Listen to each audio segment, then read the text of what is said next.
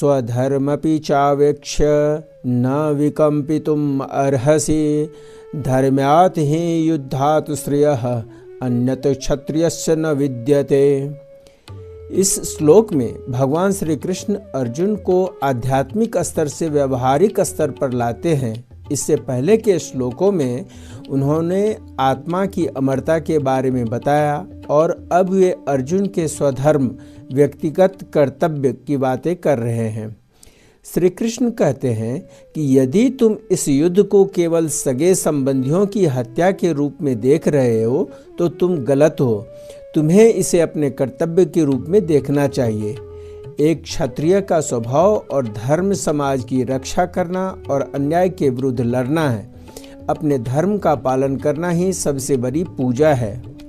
क्षत्रिय के लिए धर्म युद्ध, जो न्याय के लिए लड़ा जाने वाला युद्ध है, इसको मोक्ष का द्वार माना गया है।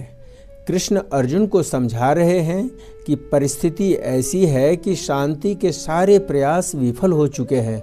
अब अधर्म को रोकने के लिए युद्ध ही एकमात्र धर्म सम्मत मार्ग बचा है। अर्जुन मोह और करुणा के कारण कांप रहे थे और युद्ध से भागना चाहते थे।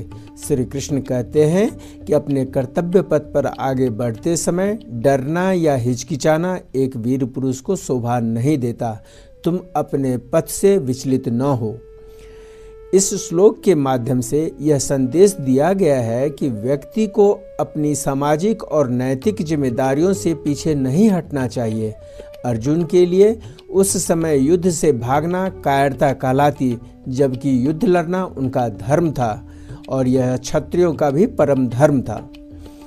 यह श्लोक हमें सिखाता है कि जब समाज में अन्याय बढ़ जाए तो उसके विरुद्ध खड़ा होना ही सबसे बड़ा धर्म है।